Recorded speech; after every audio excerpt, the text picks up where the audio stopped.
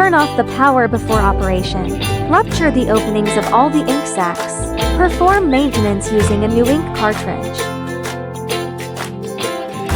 Prepare the cleaning solution.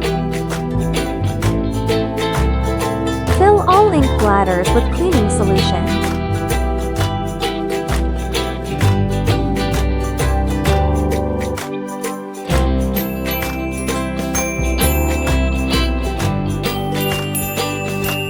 Remove all the ink cartridges from the machine and place them in a plastic bag. Load the cartridges with cleaning fluid into the printhead.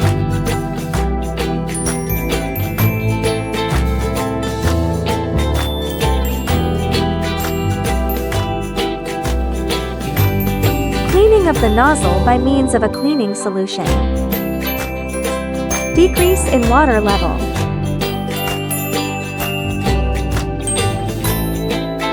Waste ink extraction until the color fades.